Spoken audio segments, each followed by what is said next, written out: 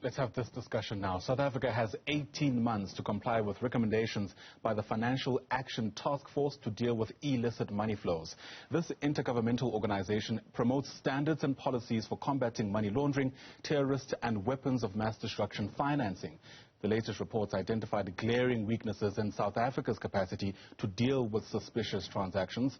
Ismail Momoniat is the National Treasury's Deputy Director General, and he joins us now via our video link for more on his thoughts around the implications of things like non-compliance. And Mr. Momoniat, it's great to have you on Newzroom Afrika. Thanks very much indeed for making time. Perhaps we can begin with much-needed context as a start. Help us understand how widespread issues like financial crimes are in a country like ours, especially with money laundering in mind. Hi, sorry, morning, and thanks for interviewing me. Let me give you a context. I mean, what FATF does is it looks at money laundering, it looks at terrorist financing and what's called procurement financing. And what it does, it's got 40 standards, and it assesses the country's laws and regulations against that, but it also looks at the effectiveness in how we use, for example, financial intelligence and act on it. So that's what they've actually done and what they've assessed. So they've looked at a narrow area of, I think for most viewers, they would look at, let's look at money laundering. Right.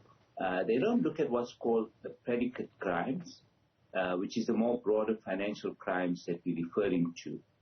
But that's an issue. That's why we're saying that the weaknesses that are outlined on money laundering also apply to weaknesses in our capacity to investigate financial crimes.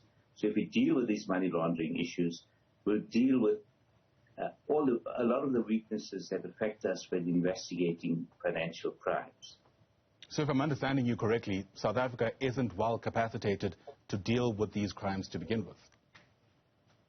Yeah, maybe I should be a bit more careful in the use of words. It's not that it's not well capacitated. Remember that the assessment was done in 2019, and it followed the years of state capture. Right. And what you had was that a lot of our institutions were deliberately weakened. Some of them, in fact, their job was not to prosecute. Their job was, in fact, to remove barriers sometimes to those who stood up against state capture and the looting of our entities. So we shouldn't be surprised at the results. This review, as I said, was done in 2019. It's only a year after state capture, and what it picks up on is many of the weaknesses in our entire system at that point. There's also the FIC Act, which I imagine is meant to help with addressing these issues. What's your thoughts around this particular framework and how useful you reckon it is in solving these problems?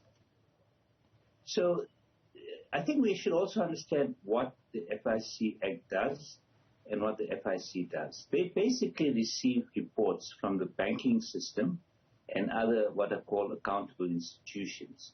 So, for example, banks file what are called suspicious transaction records for any transaction they think is suspicious, as its name implies.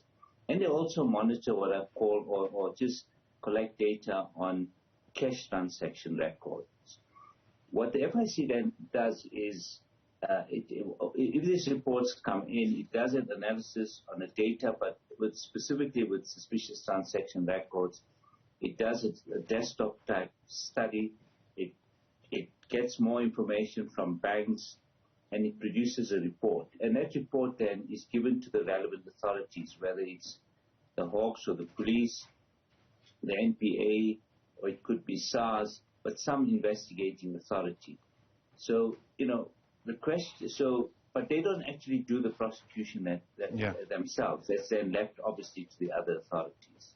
It's interesting because, I mean, part of the picture you're painting is that many years had been taken sort of hollowing out these state institutions, and we're going to need a whole lot more time, I guess, to get back to where the institutions should be. With that in mind, these 18 months that have been given for South Africa to comply with these recommendations, is that enough time? Look, I think we may need more time, but to address all the deficiencies. But again, let me just put that in context. these mutual evaluations are done now on all member countries and most countries in the world that want to be part of the global financial system.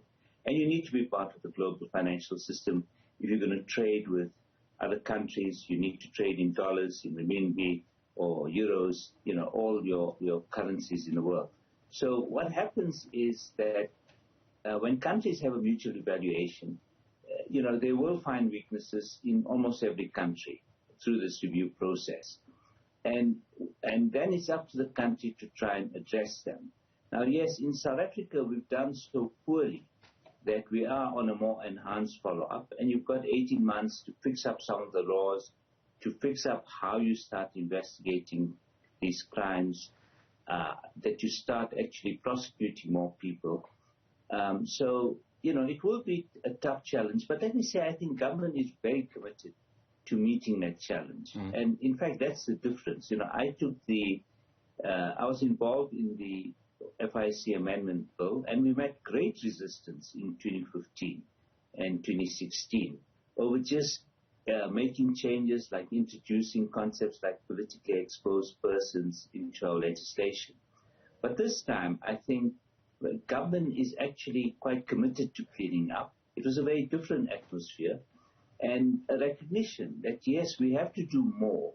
Just given the damage done to our institutions, we have to do much more to fix up the capability of these institutions. And yes, some of them may need more resources, and that's a challenge, I think, that we need to face that we are facing in South Africa. There's obviously a cost to all of this outside of the money being lost through these financial crimes.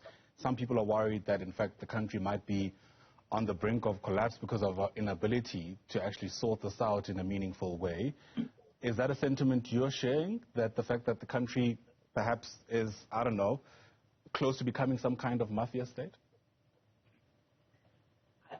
Well, we'll become a mafia state if we do nothing about it. I think that, I don't think we're there yet. I think that we do have now the leadership in many institutions to actually do something about it.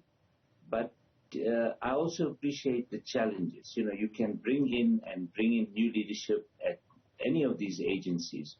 But, the new leaders they need many more people around them. They need to change the culture of these institutions. There's many people who are compromised under state capture who perhaps are still there. So, just to get each organization, not just to be capable, to be in a state where they will do something, where they have the will to do their job, okay? And not have people perhaps constantly trying to undermine the new leaders. That's a big challenge. And I think, though, that the leadership will prevail. I think they are changing the culture of these institutions.